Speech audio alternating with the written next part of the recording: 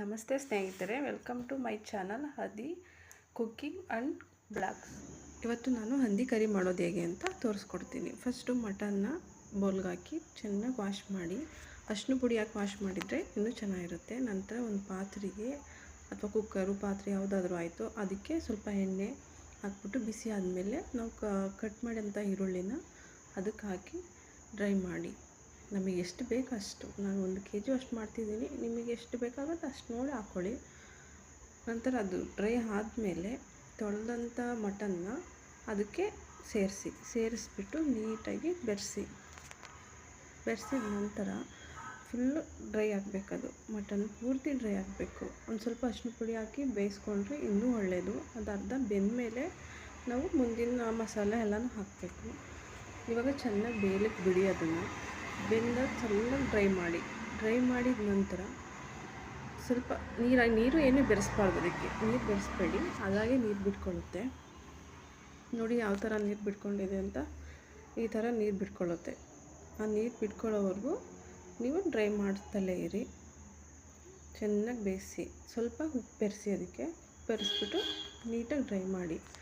ಆನಂತರ ಅದು ಬೇಯೋದಕ್ಕೆ ಬಿಟ್ಬಿಟ್ಟು ಒಂದು ಜಾರ್ ತೊಗೊಂಡು ಅದಕ್ಕೆ ಹಚ್ಚಿಟ್ಟಂಥ ಶುಂಠಿ ಮತ್ತು ಬೆಳ್ಳುಳ್ಳಿ ಹಾಕ್ಬಿಟ್ಟು ಈರುಳ್ಳಿ ಹಾಕಿದ ನಂತರ ನಿಮಗೆ ಲವಂಗ ಎಷ್ಟು ಬೇಕು ಅಷ್ಟು ಹಾಕ್ಕೊಳ್ಳಿ. ಆನಂತರ ಎಷ್ಟು ಬೇಕು ಅಷ್ಟು ಹಾಕ್ಕೊಳ್ಳಿ. ನಂತರ ಹಚ್ಚಿಟ್ಟ ಈರುಳ್ಳಿನೂ ಅದಕ್ಕೆ ಜಾರಿಗೆ ಸೇರಿಸ್ಕೊಳ್ಳಿ. ಎರಡಾದರೂ ಆಗುತ್ತೆ, ನಿಮಗೆ ಎಷ್ಟು ಬೇಕು ಅಷ್ಟು ಸೇರಿಸ್ಕೊಳ್ಳಿ. ನಂತರ ಹಸಿಮೆಣ್ಸಿನ್ಕಾಯಿ ನಮಗೆ ಎಷ್ಟು ಖಾರ ಬೇಕೋ ಅಷ್ಟು ಹಾಕ್ಕೊಳ್ಳಿ. ಅಂದರೆ ಜಾಸ್ತಿ ಇಲ್ಲ, ಸ್ವಲ್ಪ ಹಾಕ್ಕೊಳ್ಳಿ. ನಿಮಗೆ ಎಷ್ಟು ಖಾರ ತಿಂತೀರೋ ಅಷ್ಟ್ರ ಮೇಲೆ ಹಾಕ್ಕೊಳ್ಳಿ ಅದನ್ನ. ನಂತರ ಚಕ್ಕೆ, ಆಮೇಲೆ ಲವಂಗ, ನಂತರ ಒಂದು ಚೂರು ಅರಿಶಿನ ಪುಡಿ ಹಾಕಿ, ಆನಂತರ ಅದನ್ನು ಮಿಕ್ಸಿಲಿ ಪೇಸ್ಟ್ ಮಾಡಿಕೊಂಡು ನಾವು ಬೇಯೋಕ್ಕಿಟ್ಟಂಥ ಮಟನ್ಗೆ ಅದನ್ನು ಸೇರಿಸ್ಕೊಂಡು ನೀಟಾಗಿ ಬೆರೆಸಿ.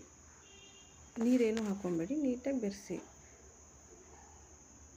ನೋಡಿ ಎಷ್ಟು ಚೆನ್ನಾಗಿ ಬರ್ತಿದೆ. ಈ ಥರ ನೀಟಾಗಿ ಬೆರೆಸಿ ಇದು ಮಾಡಿ. ಸ್ವಲ್ಪ ಉಪ್ಪು ಬೆರೆಸಿ. ಈ ಥರ ನೀರಾಕ್ತೆ ಬೇಯಿಸ್ಕೊಂಡ್ರೆ ಮಟನ್ ತುಂಬ ಚೆನ್ನಾಗಿರುತ್ತೆ. ನಿಮಗೆ ಎಷ್ಟು ಪ್ರಮಾಣದಲ್ಲಿ ಉಪ್ಪು ಬೇಕಾಗುತ್ತೋ ಅಷ್ಟನ್ನು ಮಾತ್ರ ಸೇರಿಸಿ, ಜಾಸ್ತಿ ಹಾಕೋಕ್ಕೆ ಹೋಗಬೇಡಿ. ನೀಟಾಗಿ ಬೆರೆಸಿ. ಆನಂತರ ನಾವು ಮುಂಚೆನೇ ಇದು ಮಾಡಿದ್ವಲ್ಲ, ಅದೇ ಜಾರಿಗೇ ಸ್ವಲ್ಪ ಖಾರ ಪುಡಿ, ಅಂದರೆ ಹಸಿರು ಮೆಣಸಿನ್ಕಾಯಿ ಹಾಕಿದ್ವಲ್ಲ, ಹಾಗಾಗಿ ಸ್ವಲ್ಪ ಖಾರ ಪುಡಿ, 1 ಟೊಮೊಟೊ ಹಾಕ್ಬಿಟ್ಟು ಮತ್ತೆ ಗ್ರೈಂಡ್ ಮಾಡಿ. ಆ ಗ್ರೈಂಡ್ ಮಾಡಿದ ಪೇಸ್ಟ್ನ ಮಟನಿಗೆ ಹಾಕಿ, ಆನಂತರ ಫುಲ್ಲು ಮತ್ತೆ ಬೆರೆಸಿ ನೀಟಾಗಿ. ನೀರೇನೂ ಹಾಕಬೇಡಿ, ಅದರಲ್ಲೇ ನೀರು ಬಿಟ್ಕೊಂಡಿದೆ ನೋಡಿ. ನೀಟಾಗಿ ಬೆರೆಸಿದ ನಂತರ